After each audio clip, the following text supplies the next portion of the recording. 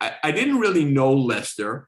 We had corresponded a little bit, and I knew him because I visited New York one time. I was living in Europe. I visited Richard Meltzer and Ronnie Hoffman, and one of them was grousing about Lester, that basically he was taking Richard's style and making it into something that was very successful commercially. I don't remember if that was Ronnie or Richard, but I recall it. I was in New York, and that's how I heard about Lester. That I read some of his stuff. I found it not really that much like Richard, but Richard would know better who's taking his style than I would. In any case, we wound up corresponding every now and then when I was living in San Francisco. And one day he said he was coming out there and let's get together. I said, great. And he came to my office, which was in that firehouse. We had taken over part of a firehouse. And he said, can you show me around town? And it was in the middle of the day. And I figured, okay, well, I guess I'm not going to be working today. So we started walking, and he bought a bottle of alcohol. Now I don't drink. I've never had any alcohol in my life, basically. Yeah. And so I can't recall if it was scotch or vodka or Ryan. I wouldn't know one from the other.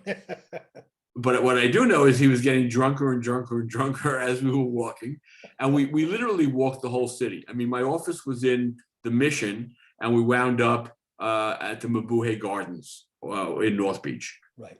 And by the time we got there, he was as drunk as can be and falling over. He was already like laying on my shoulder, and he was a big, heavy guy. And I wasn't carrying him because his feet were on the ground. But other than his feet being on the ground, I was carrying him.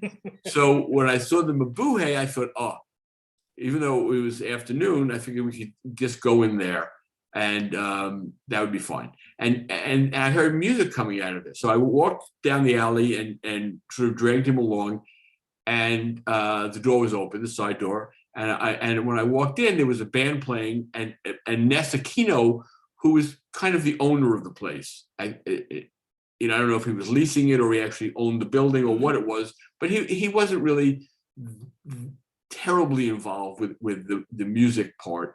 He owned the whole thing. He had a restaurant and a bar, and it was really someone else who worked for him who ran the music part, but he wasn't around. It was a band playing. So we walked in, and I kind of like shoved Lester onto a bunch of chairs so he could lay down and go to sleep, which is what he promptly did. And I sat there trying to figure out, what am I going to do now? Do I have to wait till this guy wakes up? Should I throw some water on him? I wasn't sure what I was going to do. But then I noticed that the band sounded really good, like really good. And I sat down and I figured I'd listen to them. So I did. And I realized after a couple of songs that it was actually a great band. They had never played out live, and they were auditioning, but not for Dirk Dirksen, who could actually hire them, but for Ness Aquino, who wasn't really the guy who hired bands, but whatever.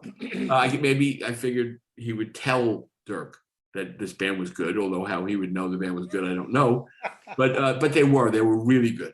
In fact, they were so good that when they were done playing, I walked up to them and introduced myself and asked them if they would like to have a record deal with 415. And they said yes.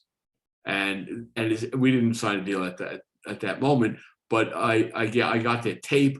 I listened to it some more. I played it for other people, like Chris, and we decided that we would go through it. They were with it. They were the first band that we actually had a contract with. Previously, we had just, it was basically a handshake or some writing on the back of a napkin, literally. Right. But we had just been screwed over by one of our bands that way.